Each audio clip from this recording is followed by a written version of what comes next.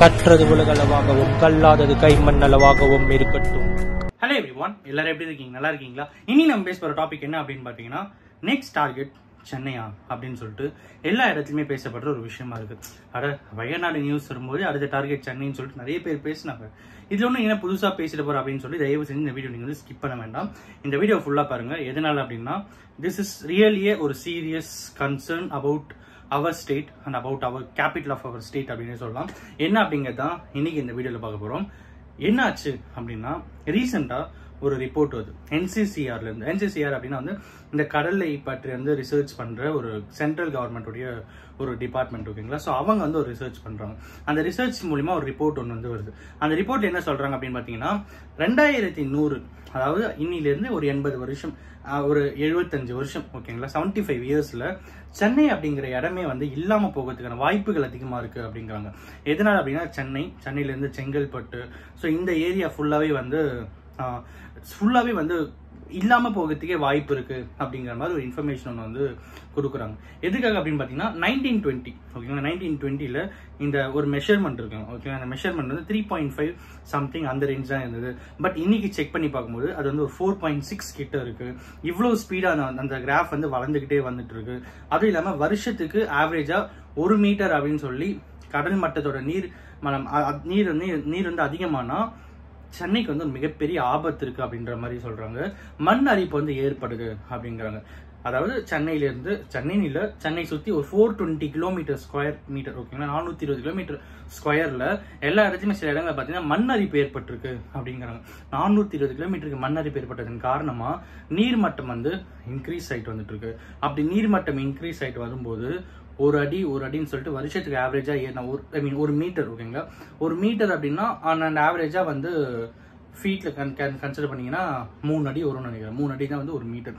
So அவ்வளோ increase ஆகும்போது it is really a danger thing அப்படிங்கிற மாதிரி சொல்றாங்க.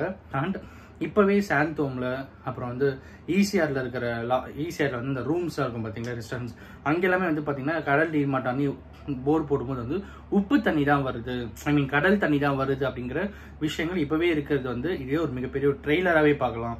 அந்த பெரிய சம்பவத்துக்கான ஒரு ட்ரெய்லராகவே இதை நம்ம கன்சிடர் பண்ணலாம். ஸோ அந்த அளவுக்கு இந்த ரிஸ்க் அப்படிங்கிறது ரொம்பவே அதிகமா இருக்கு அப்படின்னும். சரி, ஓகேப்பா, உடனே நம்மளோட கான்செப்ட் ஒரு திங்கிங் எப்படி போகும் அப்படின்னு பாத்தீங்கன்னா, சரிப்பா, நம்ம வந்து இந்த விஷயங்கள்லாம் பண்ணலாம், மக்கள் ஒரு பக்கம் குறை சொல்லலாம், கவர்மெண்ட் ஒரு பக்கம் குறை சொல்லலாம். பட் இதுல வந்து யாருமே குறை சொல்ல முடியாது. ஏன்னா வந்து கவர்மெண்ட்டும் நிறைய இனிஷியேட்டிவ்ஸ் எடுத்துட்டு தான் வராங்க, மக்களும் நிறைய விஷயங்கள் வந்து பண்ணிட்டு தான் இருக்காங்க. சும்மாலாம் வந்து நம்ம வந்து ஜஸ்ட் லைக் தட் ஒரு பிளேம் பண்ணணும் அப்படிங்கிறதுக்காக வந்து நம்ம பேசக்கூடாது.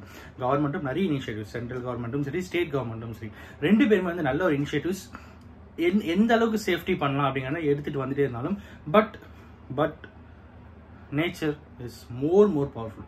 கரெக்டா? நேச்சர் கிட்ட நம்மளால வந்து எதுவுமே வந்து எக்ஸ்பெக்டே பண்ண முடியாது, அதை எதிர்த்து நிற்கவும் முடியாது. நம்மளால வந்து நம்மளை ப்ரொடெக்ட் பண்ணிக்கலாமே தவிர எதிர்த்து நிற்க முடியாது.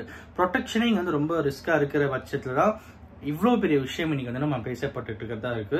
இது வந்து இந்தியா கவர்மெண்ட்டோ இல்லைன்னா தமிழ்நாடு ஸ்டேட் கவர்மெண்ட்டோ நினைச்சா மட்டும் இந்த ப்ராப்ளம்ல இருந்து வெளியே வர முடியாது அப்படின்னும், உலக அளவுல இருக்கிற அந்த வெப்பமயமாகுதல், அப்புறம் வந்து கிளைமேட் சேஞ்சிங், இது எல்லாமே வந்து ஒரு மிகப்பெரிய கன்சர்னா இருக்கு. இது எல்லாமே கூட சென்னையை அஃபெக்ட் பண்றதுக்கான ரீசனாவே அமையும். It's not about our country, it's not about our state, it is about our world அப்படிங்கிறது தான் வந்து அந்த பர்டிகுலர் ஒரு ரிட்டையர்ட் சயின்டிஸ்ட் ஒருத்தர் வந்து சொல்லியிருக்காரு.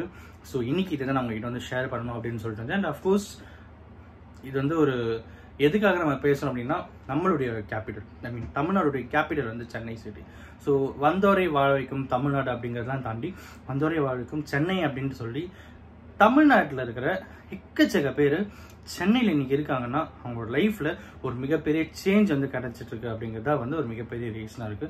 அப்படி இருக்கிற சென்னைக்கு ஒரு ஆபத்து வருது அப்படின்னா அதை நம்ம வந்து அவ்வளவு ஈஸியா விட்டு தர மாட்டோம்ல. இதெல்லாம் பெஸ்ட் எக்ஸாம்பிள்ஸ் என்ன அப்படின்னு பாத்தீங்கன்னா, சுனாமி, ஃப்ளட்ஸ். டிசம்பர்னாலே சென்னைக்கு வந்து இருக்கிற ரிஸ்க், அங்க இருக்கிற ஃப்ளட்டு, உண்மையாவே வந்து சென்னை பீப்புளுடைய ஹியூமனிட்டி இருக்கு பாத்தீங்களா, சத்தியமா சொல்றேன், வேற லெவல்ல ஹியூமனிட்டி அப்படின்னா. ஏன் அப்படின்னா, நிறைய விஷயங்கள் பார்த்துருக்கோம்.